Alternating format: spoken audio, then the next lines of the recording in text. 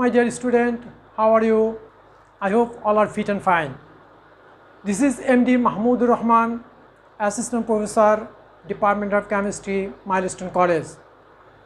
Today I am going to discuss some important topics from third chapter of first paper, named Periodic Properties of Elements and Chemical Bonds. From today's class, we will learn carbon tetrachloride is not hydrolyzed, but silicon tetrachloride is hydrolyzed in water. Why?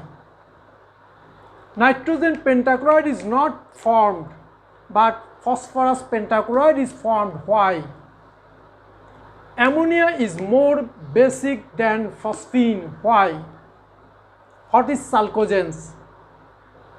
Oxygen hexafluoride is not formed, but sulfur hexafluoride is formed. Why? Last, properties of halogen. In fact, these questions are related to the chemistry of group 14, 15, 16 and 17 elements of periodic table. Look at the periodic table. This is group 14 elements: carbon, silicon, germanium, tin, etc.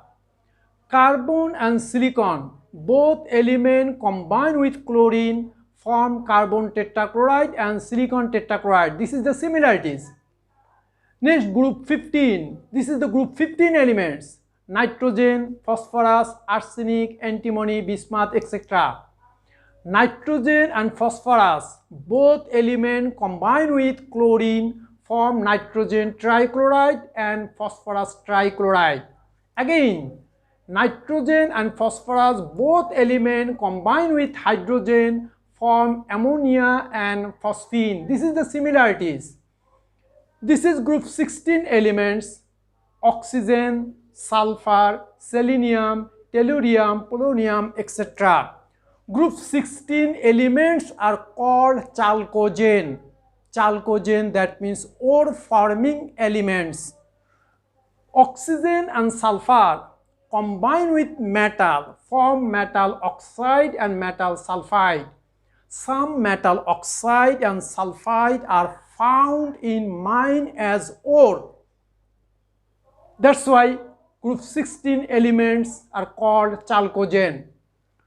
This is group 17 elements: fluorine, chlorine, bromine, iodine, acetylene, etc.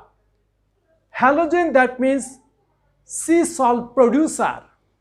These halogen elements combine with metal form metal halide, and these metal halide are found in sea water. That's why these elements are called halogen. Let's discuss the question. First question: carbon tetrachloride is not hydrolyzed, but silicon tetrachloride is hydrolyzed in water. Actually, carbon and silicon both are group 14 elements, but carbon is the second period element. It has no d orbital in outermost shell. The electronic configuration of carbon is 1s2, 2s2, 2p2. In outermost shell there is no vacant d orbital. That's why carbon cannot form coordinate bond with oxygen of water. As a result, carbon tetrachloride is not hydrolyzed. But in case of silicon tetrachloride, silicon is third period element. It has vacant 3d orbital in outermost shell. The electronic configuration of silicon is 1s2, 2s2, 2p6, 3s2, 3p2. Here 3d orbital is vacant. That's why silicon can form coordinate bond with oxygen of water, and silicon tetrachloride is hydrolyzed in water. The reaction, look at the everybody, my dear student. Here silicon tetrachloride. This is silicon tetrachloride. This is water, and lone pair, two lone pair electron present. in oxygen of water. This lone pair electron form coordinate bond with vacant d orbital of silicon. Then this chlorine atom is replaced by the OH group of water and intermediate compound is formed. This is the intermediate compound. Here chlorine and HCl is formed. Similarly, from this intermediate compound, other 3 chlorine atom is replaced by the OH group of water and form final product silicic acid. This is silicic acid and hydrogen chloride is formed. This is silicic acid. Next question. Nitrogen pentachloride is not formed, but phosphorus pentachloride is formed. Nitrogen and phosphorus both are group 15 elements, but nitrogen is second period element. It has no d orbital in outermost shell. The electronic configuration of nitrogen 1s2, 2s2, 2px1, 2py1, 2pz1. There is no d orbital in outermost shell due to the second period element. Due to 3 unpaired electrons present in outermost shell, these 3 unpaired electrons combine with 3 chlorine atoms by the covalent bond form NCl3, that means nitrogen trichloride. Due to the absence of vacant d orbital, nitrogen cannot form 5 unpaired electrons in outermost shell. That's why nitrogen cannot form NCl5. It is not formed. But in case of phosphorus, phosphorus is third period element. It has vacant 3d orbital in outermost shell. The electronic configuration of phosphorus, look at the board everybody, 1s2, 2s2, 2p6, 3s2, 3px1, 3py1, 3pz1. In third energy level, 3d orbital is vacant. Now, 3 unpaired electron present. These 3 unpaired electron combined with 3 chlorine atom form phosphorus trichloride. Sorry, it is phosphorus trichloride. Due to the 3d orbital vacant, so at the excited state, phosphorus can form 5 unpaired electron in outermost shell. This is the electronic configuration of excited state, 1s2, 2s2, 2p6, 3s1, 3px1, 3py1, 3pz1, 3dxy1. Now 5 unpaired electron present in outermost shell. These 5 unpaired electron combine with 5 chlorine atom by the covalent bond, then form phosphorus pentachloride. That's why nitrogen cannot form nitrogen pentachloride, but phosphorus can form phosphorus pentachloride. This is phosphorus pentachloride. Next question. Ammonia is more basic than phosphine.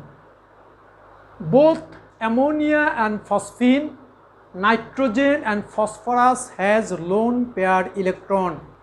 These lone pair electron easily donate to proton.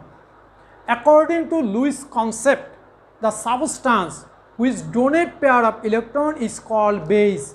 So ammonia and phosphine both are base. But question is, ammonia is more basic than phosphine due to the electronegativity of nitrogen is more than phosphorus. Look at the board. This is ammonia.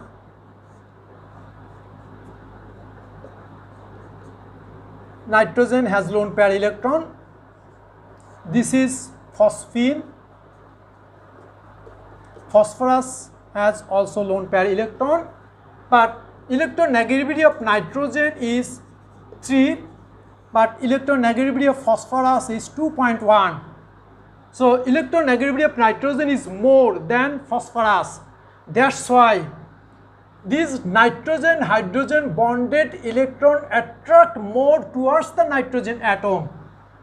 Then electron density of nitrogen atom is increased. So electron donating tendency also increased. That's why basicity of ammonia is increased than phosphine. Next question. Oxygen hexafluoride is not formed, but sulfur hexafluoride is formed.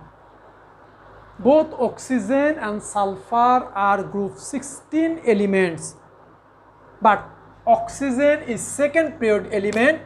It has no d orbital in outermost shell.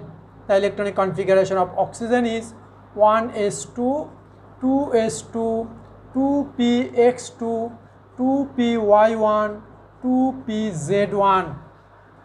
In outermost shell, there is no d orbital.